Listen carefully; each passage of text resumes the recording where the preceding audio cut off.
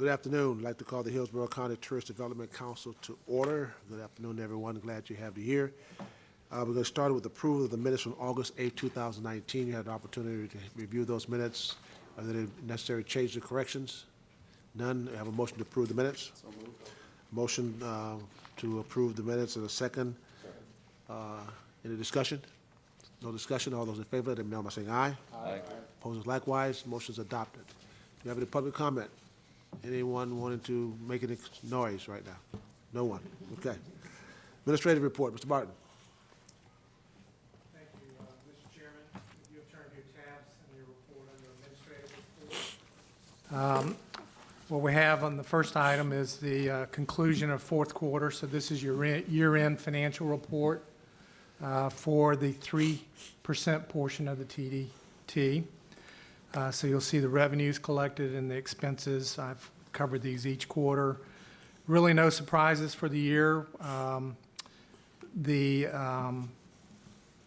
Plant City Stadium, as I had mentioned previously, we came to closure on the debt service associated with that. A few extra dollars there below the budgeted amount. Same thing with the Tampa Convention Center. There was a small piece of debt on the Tampa Convention Center, which we retired this last year as well. So you'll see through there, though, for the most part, we are tracking to our budget. We did, up at the top, we collected about $1 million more on local option tourist development tax for the 3 cent than we had for budgeted. And then the only items that we had to deal with through reserves, if you'll look down at the very bottom, is we had the overage payment for FY18 that we paid out to the CVB. And then we also had the Tampa Bay Super Bowl host committee support. And I mentioned this last time, we deferred that into the next fiscal year. So that's why you see no drawdown on the reserves for the Super Bowl for the previous fiscal year. We'll be dealing with $2 million of the $3 million commitment during the FY19 period. So you'll see that in the budget I'm about to show you in a little bit. So again, we finished the year, no big surprises, and certainly the collections and the growth in the market were even above our projections. On the next page, you'll just see the historical collections. So we did finish the year at 3.38% year over year. So you see that on the bottom left column. 20 million, almost 21 million, just short of 21 million in collections. Again, this is the 3 cent we show for the TDC. Next chart is just the seasonality. No surprises, but you can see the tracking between 2018 and 2019 graphically, and some of the seasonality for our collections themselves. The next item is a copy of the resolution. Felt like this was just the easiest way to show you. So we carried to the board at the end of the September our tourist development plan. So this is where we articulate the expenditures associated with it.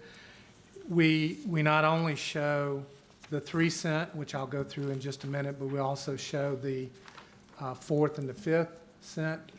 All those are allocated to facilities. And then we also obviously move forward on a 6 cent TDT, and we'll talk about that a little bit.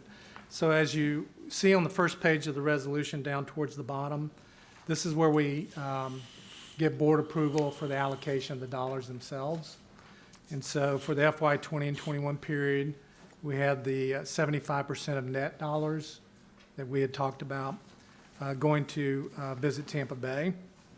The second is Visit Tampa Bay dollars, but they're associated with the visitor-based program, the festival and events, and the out-of-area marketing. So those are the 3 packaged programs that we've vetted in this body, and we contract with Visit Tampa Bay to administer those. Those are independent of their core destination marketing budget, and have a little bit of detail on that as well.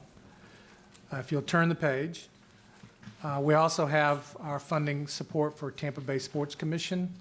Again, a formula driven about 5% of the net revenue. And so you'll see those dollars reflected for FY20 and for FY21. I just previously mentioned the Super Bowl commitment that we made with the host committee. And you'll see I moved the $1 million that we didn't expend last year. So we have $2 million for this next year, FY20, and then $1 million really at the very beginning of that fiscal year. So that's the $3 million commitment for the Super Bowl. We have the interlocal agreement with Tampa Sports Authority. That's the $350,000 a year for operating support. And we have an agenda item here, Eric Hart's with you from the TSA to give you a report of the first year operation for that. We also have the commitment that we made to Plant City for the Ellis Method Sports Complex. We're anticipating that we'll move forward with them in a contractual agreement. So we're showing it in current fiscal year 20. We have mentioned the fourth and the fifth cent. Those are the next two items that you see here. And they're associated with Raymond James Stadium, Steinbrenner Field, and Amalie Arena in those two. And then we have reflected the 6 cent that the board moved forward, the TDC had recommended. And so we have three major categories associated with the 6 cent. First is the convention center agreement that we have with the city of Tampa, where we have a $2 million match each year. And they've got a definitive capital program that they're moving forward through at the convention center. So we show those commitments under the 6 cent. We also had the 30% of the estimated net of the 6 cent, which the board approved, that would go directly to Visit Tampa Bay to enhance the destination marketing for the community. So we see those dollars there. And then we have the cultural and attraction-based capital investment. So this is a existing program that has parameters associated with it. Those cultural entities have to match the dollars. They were consistent with general fund funding, but we've moved them into tourist development. And so there's a breakout of each of those. That's the total amount, but there's capital programs that entities like the Straz or the Florida Theater make application, and we've mimicked that same discipline, and it's a good program in terms of the matching requirements. And they're managed on a year-to-year basis, so there's no long-term commitments made in this program. It's a year-to-year improvement program. So that gives you a little bit of a summary. If you will, just turn past page 3 and 4, and you'll see Exhibit A on page 5. This just happens to be the detailed breakdown. If we talked about the 3 programs that the TDC had vetted and moved forward, and the Convention and Visitors Bureau assists us in the programmatic operations. So it's the Visitor Experience Program, which are in essence the visitor centers in our community. So it's those physical spaces where we still touch visitors and give them orientation to our market. We have the festivals and events programs, which we went ahead and funded again for these 2 fiscal years, but in disclosure, we are phasing that program out because we enacted the Cultural Asset Program, if you recall, which is moving the events side of it over into that program. So these will be basically closeouts. I'll give you a report on the unexpended funds. We did allow in the language for Visit Tampa Bay to do some one-offs that we think still met the spirit of that program. But in essence, there are a few that are still going to play out through that program. And then the out-of-area marketing, you've seen these programs before, but these are our partners with the TRIO, which is the aquarium and Mosey and the zoo, Glazer's Children's Museum, Tampa Museum of Art, and the Straz. So you see the allocations that we made specifically for those out-of-area marketing programs. Again, these are dollars that we expend with those partners, but that marketing is outside of our region. So it's still meant to reach visitors into our marketplace. So that's a little bit of the detail on that. And if you will, to turn to the next page, this is a segue into your next agenda item, but we have a TDT commitment to the sports complex, $350,000 a year to support operating requirements, particularly subsidy requirements for operation. I gave this to you as full disclosure of the financial statements that they've shared with us, documentation for the need for the $350,000 in support, and certainly wanted to use this as a sequencing to the presentation that Eric and I think also, yes, Rob, thank you, senior moment. I know you. Yes. Rob and Eric are going to give you an update on the sports complex itself. With that, I'll stop though and see if you had any questions about the financial report. If not, certainly turn it back over to you, Mr. Chair. Any questions? Mr. Morrison? Just one question, and hopefully this will be something that we can include in our report. My favorite topic, the 4th and 5th percent, the capital improvements that are targeted. I think it'd be helpful just as public information and for us to appreciate how those dollars are being used. If there could be an exhibit or an attachment that kind of details what those improvements are. Okay. So that, again, just in terms of disclosure and also allowing us to be able to see where that investment is going would be helpful and hopefully not too much of a heavy lift. Any other questions? Yeah, happy to do that. I think we need a motion to receive the administrative report. So move. There's a motion, there's a second. All those in favor, let me know by saying aye. Aye. Opposed likewise. Motion is adopted. Now the Tampa Sports Authority, Mr. Hart and Mr. What's his name? Mr. Higgins.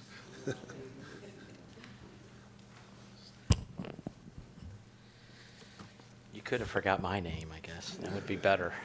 Let's see if I can open this presentation. We have a quick presentation for you related to the Sportsplex, and I did throw in a few things. As Ron indicated, Rob Higgins is here with me, and I'm going to start it off. Rob's going to start off a little bit, and then I'm going to talk a little bit more about the operations of the venue and the success story that I believe we have at this point. So Rob, there we go. Hey everybody, I'm Rob Higgins, Executive Director of the Tampa Bay Sports Commission. Excited to share with you some of these initial great results for the Sportsplex. You have in front of you really this current calendar year as well as next calendar year. The first 13 events on the column to your left have already taken place. The last 4 are yet to take place. I want to highlight just three of the 4 there in the 2019 column. First off, the National Hockey Festival reference is for the USA Field Hockey National Festival. That's the first time we've hosted a national governing bodies event like that for an outdoor event in our market's history for a caliber event like that. And they wouldn't be here without this facility. You look then at the Super Y League finals. I think that's one of our favorite initial success stories.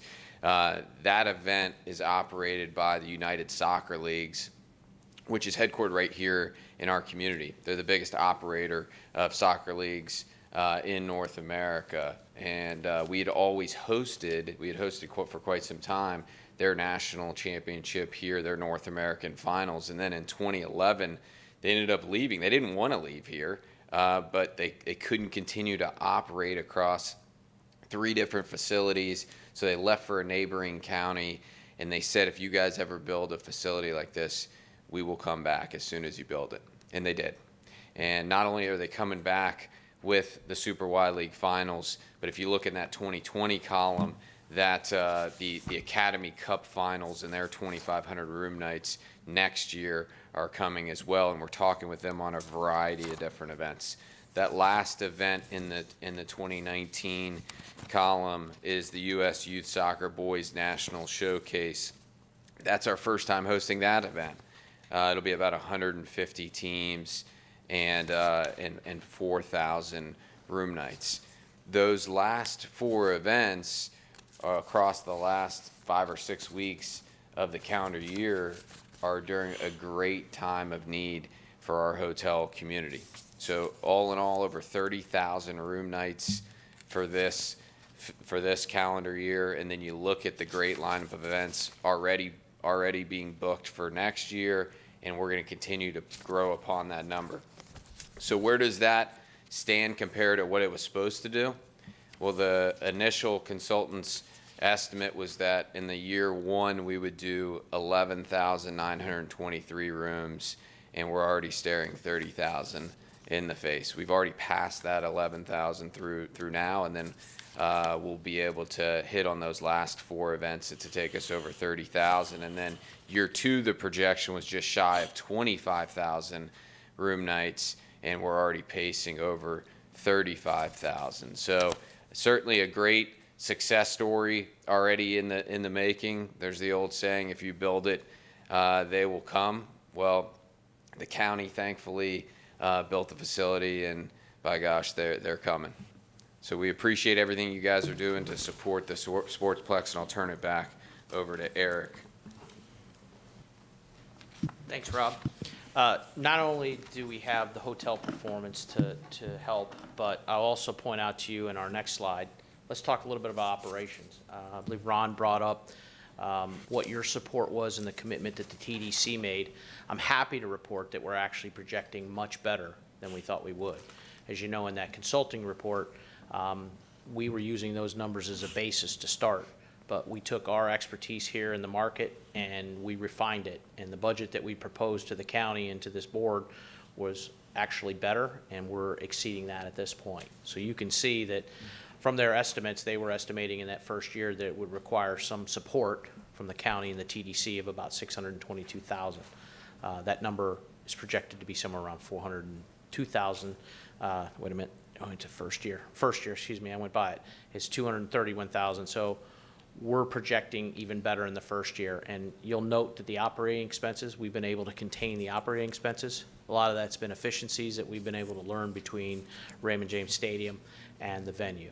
So as you recall, part of the approach on this venue was to make it Raymond James Stadium quality fields, but not at the stadium. And I can assure you that that's the quality that we've created out there. Rob, I won't speak for him, but the feedback we're getting right now in the venue is outstanding. People are really starting to be attracted to it. Additionally, in the second year, now these are just projections. Some of this is based off of what Rob's doing. We're still learning as we go. Our goal is to continue to try to beat these numbers and lower them. As you recall, as we, over time, and we would get more hotel rooms, we will have some additional operating expenses, but we're going to be creating more incremental revenue as we go through it. We have found that our concessions operations is more profitable than we thought it would be. We've been getting higher per caps out at the venue. One thing I will also point out is the county did make a commitment to us this year. One of the things we were seeing with the venue is to compete with around the state and nationally, were some upgrades in our benches, along with the fact that we don't have locker rooms. The county made a commitment this year, so you'll be seeing locker rooms being added. I can tell you that without going into specifics, we have some international teams that are now interested in looking at the market, and there's some other groups that would really like to come down and use these facilities. U.S. Women's Soccer used it exclusively for training during their time here, their last visit, and it was very successful, and that word's getting out. Canada also has used us. So not only are we getting the amateur play, we're actually starting to get some professional play where they're coming down and using it as a training facility due to the quality of the venue. Moving on a little bit, I just put some stuff in talking about the building. I'll stop here for a second if there's any questions about that, but I wanted to at least give you an update also. You talked about the 4th and 5th cent, and I want to talk about some of the impact that our other venues are actually creating for that 4th and 5th cent. Is there any questions I can ask? More of a comment than a question, Eric. I know you're still operating at a deficit, and I know your goal is to reduce that or eliminate that. But the entire idea, just for the public's benefit, the entire idea was to use this facility as an economic development catalyst. And it's generating bed tax revenues, it's generating ad valorem tax revenues through the facilities that the Sportsplex is supporting. It's generating employment in the county as well. So a lot of positives have come out of this. I just wanted to compliment you and Rob and the team especially for booking rooms in those holes where we really, hotels would be sitting empty otherwise. So thank you. Go ahead, Mr. Marshall. Two questions. First, and far be it from me to suggest other expenses, but I happened upon the Sportsplex about a month ago, and my jaw dropped. I was really impressed. But what also struck me was if I hadn't happened to have turned onto Columbus Drive Can't to get go to the there building from here. next door, I wouldn't have known it was there. Is there any plan for signage that's in the offing to kind of help those who are trying to get to the destination with other than GPS? Yes. We've been working actually with the county. They are developing a plan on the county roads they can take care of quickly, but they're working on permits for the state roads around us to actually get better direction. Our websites, we're making it pretty clear because what we're really trying to do is drive traffic. Instead of up Falkenberg Road, we're really trying to push it down to Orient Road and 301 as much as we can because the capacity to hold on those roads is better. We are finding that we have traffic, and there's a lot of traffic when we do an event. There's a lot of parking when we do an event. So we're learning with our neighbors out there right now how to coexist well. But it's a great problem to have. And of all the things we have, I would say that that's the area we need to continue to work on the best is the wayfinding and the parking. Second question that revolves around, I think I saw or recognized that your projections suggest that you might have a fund balance. So the obvious question, is there a day on the horizon where if we continue to see the success that we're seeing, that there'll be a way to put in some kind of formula of, I won't say reimbursement necessarily, but dime out of every dollar coming back, that kind of thought process, is that, can we put that on the table as something to consider down the road as we hopefully continue the success we've had in year one? Well, what you will see, and it's very similar to the way that we work with the city and that we work with the county on the other venues. We do return, if we perform ahead, at some point we will return. The point we're figuring out right now is cash flow. So the county on this building, which was good, helped us establish a cash balance because we run really like a small business. And we can't migrate funds between the different agencies, so to keep them separate, we run into cash flow issues. So ultimately, right now, we're trying to figure out what that is, but it is designed to work in the same manner that our other venues do, that we return capital. If we perform better than budget, at some future point, that amount gets returned in a lower subsidization amount or in some form.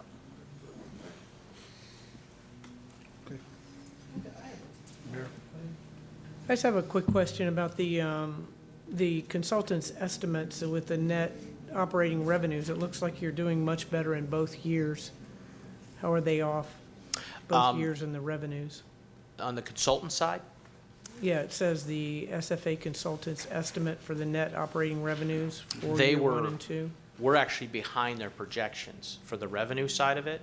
So what they were, in their projections, when we initially designed the venue, there was a team store, there were some other sales and marketing opportunities. They also had in Oh, okay. some higher numbers that we thought were aggressive on their F&B. So as we discussed, we really tried to use that as a guide, and then we Okay. put our expertise with the venue to it, which is where we came So up they with our. expected you to have more opportunity for revenue generation of the store and those kind of Correct. things? Because Yes. it's like you fall behind in those projections, but yet you kept the operating expenses down, so Correct. looks like they were off on both those estimates. Right, and we used that as a guide. So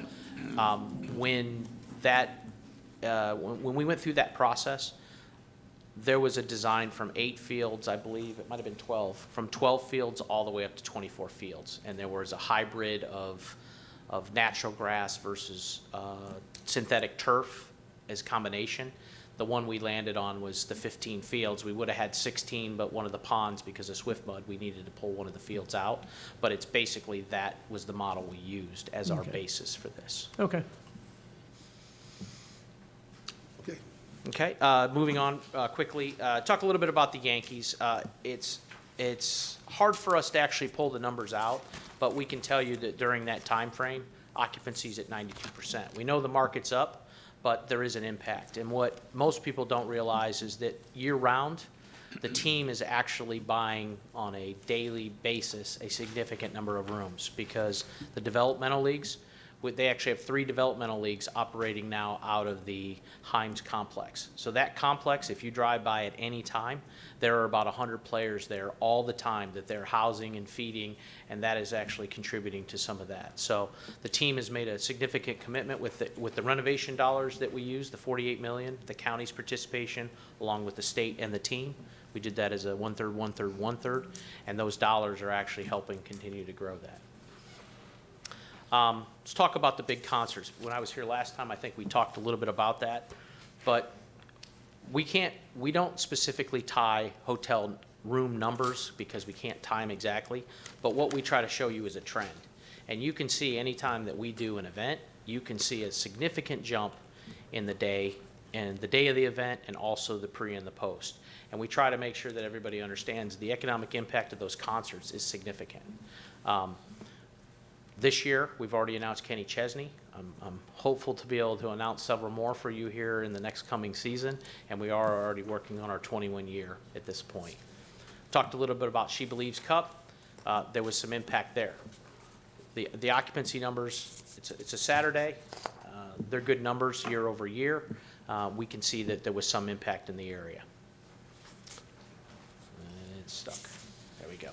This is the event I like to talk to, where we can really see, you can see the impact. Sunset Music Festival. As much as folks talk about that festival and the positives and the negatives of what it does, if you aren't aware, it's an electronic dance music festival that we host. In 2017, if you recall, we did have a hurricane that was projected to go through on Sunday. We had to cancel the second day of that event. You can see the impact of that in the 17 year. If you go, and I've got my dates off there, it was in the 18 year. But if you look at the next year, look at the rebound. But you can see the drop off in your left column there on the Sunday. You can see how much drop off there was, because everybody left. When we said that the show was going to be canceled, they all left. The next year you see a rebound back to our numbers and our RevPAR. I would also tell you that I think that the numbers there at the 75% are actually low. We've seen higher impact numbers on those days in previous years. Some other things that come up, Outback Bowl, Gasparilla. We do the 2 Monster Jams. We don't include those in because we typically consider those to be regional and local events. And then this year we've got Supercross returning. If you remember 2 years ago, we had a very successful Supercross. We're looking like we're going to be on every other year participation in that event. So we're estimating 35,000 to 40,000 people will be attending. Again, more impact. And then, as you know, WrestleMania and Super Bowl. One piece I haven't brought up is XFL. We're zeroing in on the final parts of our agreement with XFL. They're scheduled to start the season in February. Been working with Plant City. They were great partners in helping us get to the use of that venue. We recommended that, and we kind of helped broker that deal with Plant City to actually make that the home of their training facilities. We're highly anticipating having a good, successful run with them, and there's a 3-year agreement that we currently have with them, and I think they've been good citizens so far out in the Plant City area, and we think they're going to be great citizens for us moving forward. Is there any questions I can answer to the committee? Any questions? Seeing none. Thank you, sir. Thank you very Appreciate much. it. Ms. Loki.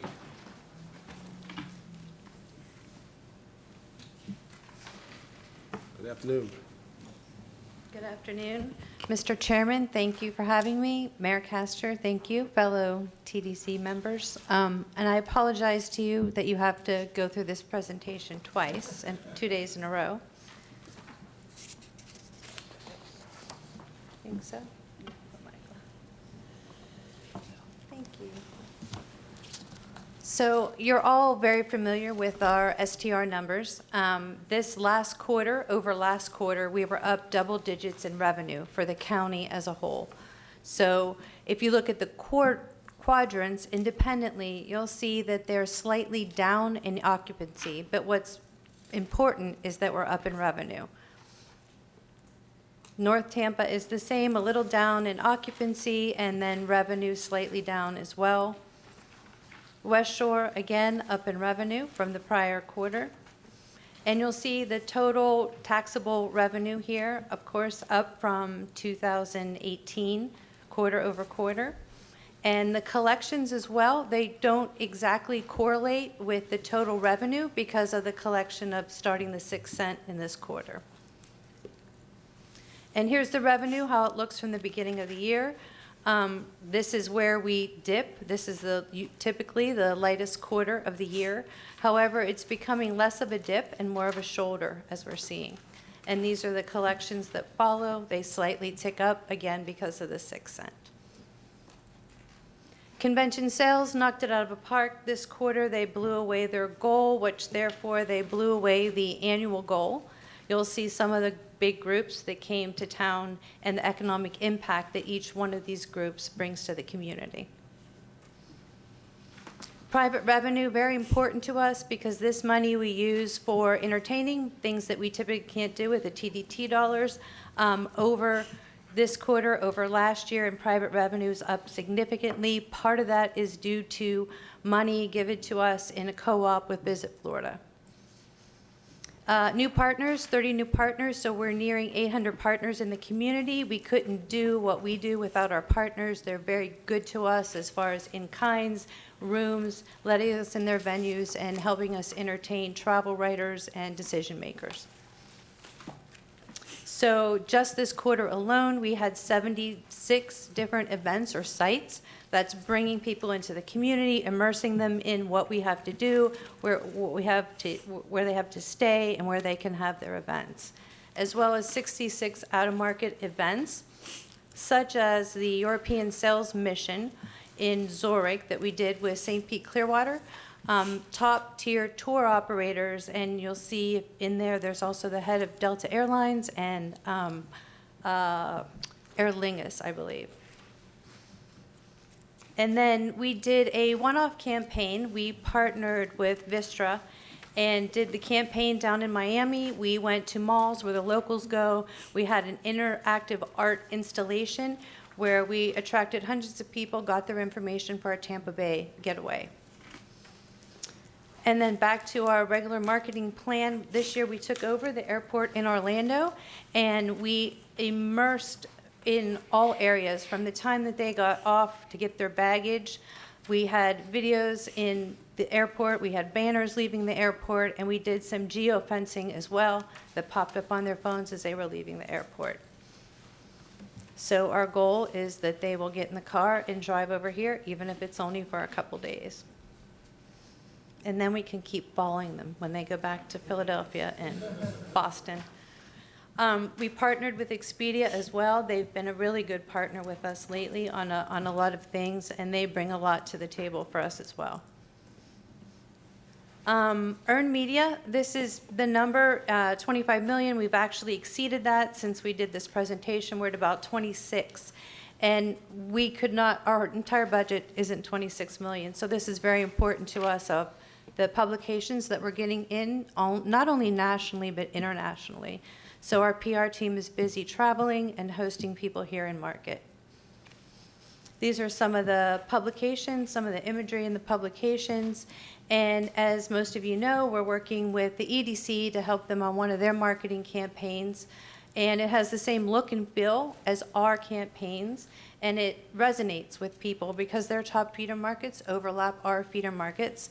So we are targeting not only the employees to talk about being on vacation all year when you're here, 25 to 35 educated millennials, we're also targeting CEOs of startup growing companies as well. And the EDC actually won a couple awards off of this campaign, and you'll see they had 8 million impressions from this campaign alone. So a little bit of attention here in Tampa. This is very important to us because we're so busy always marketing outside the destination. And there's some rumbling lately in the tourism world that there are certain cities that are becoming overpopulated by tourists. So we wanted to get a little feel of what our community thought about tourists. And the people that did the survey, Longwoods, said they never saw results like this. So our community, we had 91% of people who took the survey, all across demographics, all across the county, thought tourism had a benefit in our community. So these are some of the categories that they felt were impacted by tourism. And these are some of the words when we were asked, what do you think of when you think about tourism in our community? The top two complaints, as they are in most cities, parking and traffic is what they thought was impacted by tourists. And how do residents feel about what we have here to offer in Tampa? Restaurants, entertainment, culture. And I guarantee if we would have done this survey 10 years ago, not only would have they not been this high, they wouldn't have known who we were. When I would walk out in the community 10 years ago, nobody knew what do you guys do again? And now I walk out and I get all kinds of kudos about what we're doing for bringing tourism into the community. So with that, we also, as Ron mentioned, we have our out-of-marketing co-op program where we are doing some co-op marketing, so bigger bang for our buck when we're working with our partners. And this is the money that we gave out to the visitor centers once they showed us where their expenses were going. And these are the festivals and events that we reimbursed this last quarter. So any questions? Any questions? Yes, sir. Would you be able to provide us with trailing 12 STR numbers by region of the county? Yeah. I know you used to do that for many years, and it's Yeah. disappeared from these reports, but it would be helpful to, Rolling 12 months? Would you- trailing 12 compared to last year would be very helpful to Certainly. see how we stand up compared to previous years. I will send them over to you, and I'll send them over to Ron to distribute, however. Grateful. Thank you. Okay. Any other questions? Thank you. Thank you, ma'am. Thank you all very much. General discussion. Any discussions? Any discussions? Any other business we need to take care of? Well, everyone have a great holiday and great Thanksgiving, and we'll see you next time. We'll adjourn. Thank you, sir.